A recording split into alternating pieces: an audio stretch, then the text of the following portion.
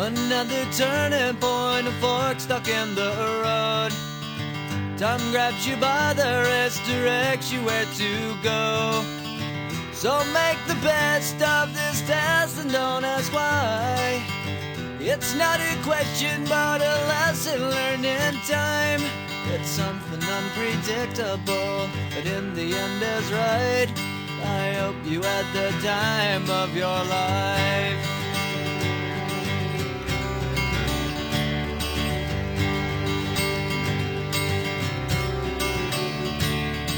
So take the photographs and still frames in your mind, hanging on a shelf in good health and good time. Tattoos of memories and dead skin on trial. For what it's worth, it was worth all the while. It's something unpredictable, but in the end is right. I hope you had the time of your life.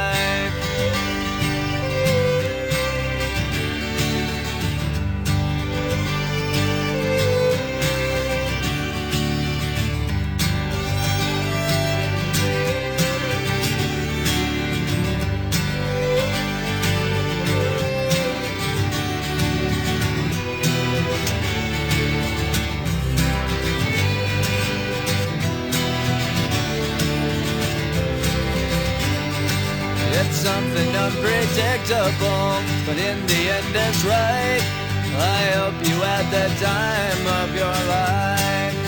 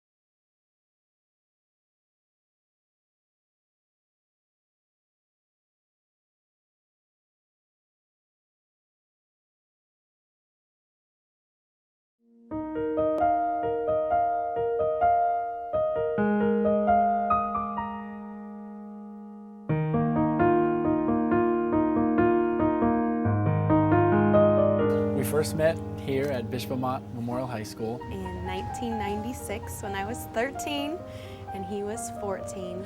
And I think we had a freshman algebra class together. She was in, I believe it was drill team or getting ready for cheerleading, and I was in 2 days of my freshman football team. I would sometimes notice this boy kind of looking back at me, kind of staring, but I never would really say anything. I just remember the first time I saw her, my jaw just kind of dropped. I was like, ooh, Chris Ricks, he's pretty hot and buff.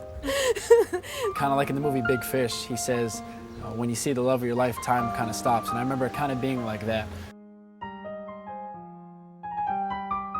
We started talking on the phone every single night after cheer practice and football practice. And I remember we were either going to a birthday party or something that night, so I was on an emotional high. I knew I was going to see her, so I basically just asked her over the phone. I had to get off the phone quickly because I was going to go out to dinner with my family. And he said, no, you can't go yet. I have to ask you something. If she would be my girlfriend. I think I said, would you like to be my girl? And I was like, sure. I'm like, but I gotta go. And I just remember, the emotion and the excitement. I felt I was on top of the world. I felt I was on cloud nine and I could do anything. So after that, we were considered to be boyfriend and girlfriend. But it wasn't for very long. It was very short-lived. So we dated for the next couple weeks, and then before we went to another birthday party. And he brought me a note and a Nike ring because I was wearing his Nike ring, so he bought me my own. And I had written her a letter, wrapped it up nice, put I think a flower with it, and gave it to her at that party that night, not thinking it was any big deal. And the letter said a lot of sweet things. I was loving the letter. I wrote P.S. on that letter, I love you. And then at the very end it said, P.S. I love you.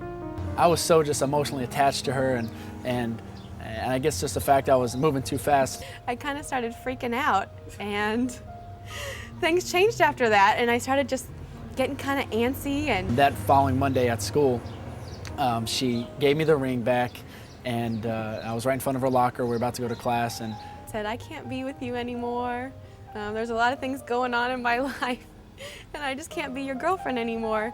So he walked me to my locker. And I just remember how heartbroken I was, and it's almost like she had taken all that excitement and everything I'd been feeling for those 2 weeks just out. I was putting my books in my locker. I didn't want to make eye contact with him because I felt so bad. And he gave me a kiss on the cheek, and he said, okay, and he walked away. It was hard, even though I was just a freshman in high school. It was definitely hard because I could be an emotional person.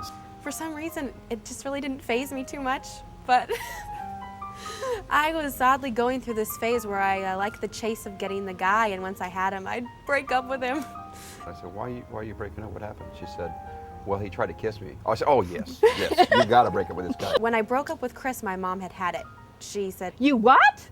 No, you cannot do this anymore. You can't be hurting these boys' hearts like that. After the relationship with Chris and Anita ended, I remember Chris would often come over to my van as I was parked in the parking lot at Bishop Walmart, and sometimes he'd be hot and sweaty in his football gear, but he would always come over and greet me. I think it was probably to sneak a peek at Anita. My mom really loved Chris, and there was something different about him, and she was not too happy with me after I broke up with him. I remember sophomore year of high school, I was going through some medical problems, and Anita and Chris were both seeing other people at the time, but I remember getting the most heartfelt card from him, and just telling me that he didn't really know what was going on, but that he knew Anita was worried about me and was praying for me, and he wanted me to know that he was praying for me also. And I think at that point he got a little special place in my heart that I don't think ever went away. I don't think of very many young men who are 16 years old taking the time to go to the store and buy a get well card and write such a heartfelt note. It meant the world to me, and I think from that point, Chris Ricks, he locked a special place right in the pit of my heart. After my freshman year at Florida State, we were both in our sophomore years, and I was about to start on the football team, and we just saw each other on Instant Messenger one night. All of a sudden, I get from Noel, QB16, hey, Anita, and I respond back, hey, Chris, and he says, what are you doing? I'm like, well, just broke up with my boyfriend, and he said, oh, really? I remember a big smile coming over my face and looking up and just thanking God that he had answered my prayers, because I would always think, even when I was in relationships with other people, if I could just have one more chance. And God, if you would just give me one more chance with Anita, I promise I wouldn't blow it, and I would use wisdom and do things the right way. But never in my wildest dreams thought that I would get another chance to be in a relationship with her. I think it was maybe 5 minutes after that my phone was ringing and Chris was on the other line asking what I was doing. And from that day on, we talked every day, whether it was on the phone or whether it was online. I know I always tried to go online at the same time every day, hoping that he was going to be on there. Shortly after that, she made her first trip out to Florida, and we saw each other. We hadn't seen each other in over a year since her graduation party. My mom, she really encouraged me to take this trip because she's like, you need to figure out what you're going to do because you got it bad. And she's like, you're either going to be in a relationship or not. And I said, you know, you really need to go and figure out what direction this relationship is going. My mom and dad paid for me to go out to Tallahassee and see him. And the moment I laid eyes on him again, he was just completely different. And I remembered him from high school. I always thought he was attractive. When I saw him again for the first time, I'm like, oh my gosh, he's gorgeous. We went to an Italian restaurant called Al Dente right there on campus, and that was our first dinner date.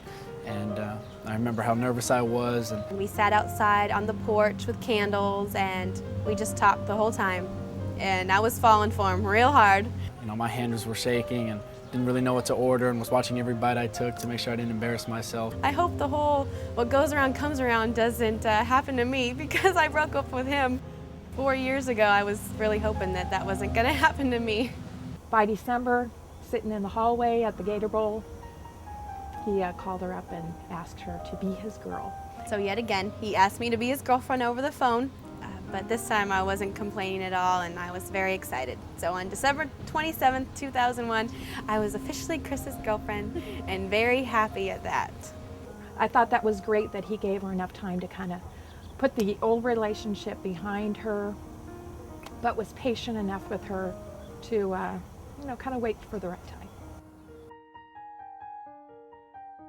On February 5th, 2005, Chris had asked me earlier in the day to save the evening because we were going to go out to dinner, but he wasn't going to tell me where. I talked to the current principal, Dr. Hemingway, who was a principal my senior year at Santa Margarita, and he arranged for the football lights to be on the stadium, the gates to be open. So after dinner, it was still early, and we were driving home. And he all of a sudden says, oh no, I got on the wrong freeway. And I'm like, oh, that's okay, this freeway can still take us home. I kind of just said, hey, you want to stop by Bishop Amat?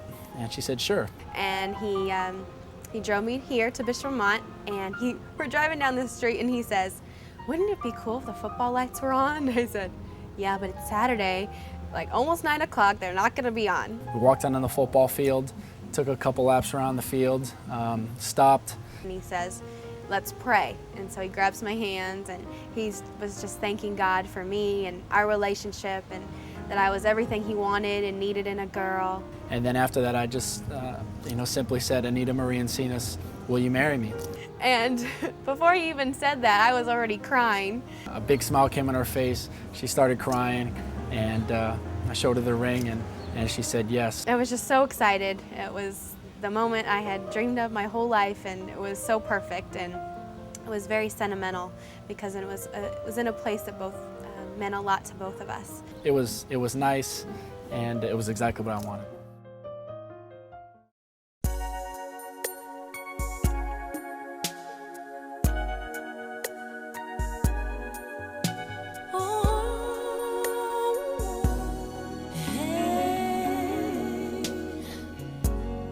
In these moments of our lives, all the world is ours, and this world is so bright.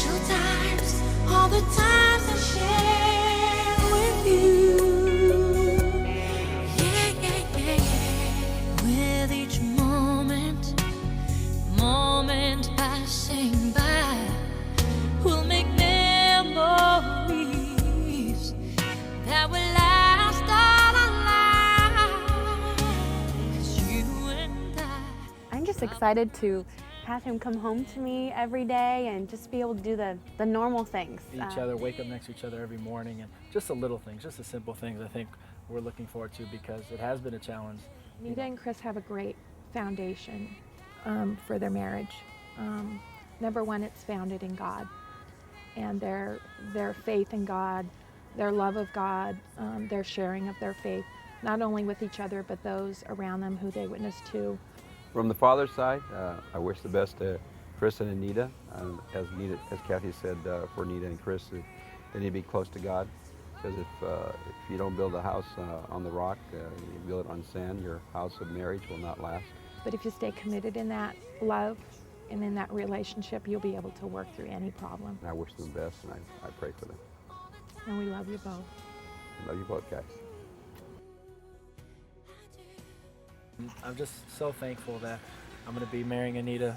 She's been the girl of my dreams even before I met her. I knew there was someone for me, and I got a glimpse of it for 2 weeks, and then I prayed over the next couple of years that God, if I could just have another chance with her. He was so faithful to give me another chance with her, and just to know that I'm going to be spending the rest of my life with her excites me. I'm very excited about that. We're just so thankful to have everybody here on our special day to share in it, because this is a day that we'll remember for the rest of our lives, and it wouldn't be the same without all of you here to share in our day. And we just love you all so much and are just so thankful to have you in our lives.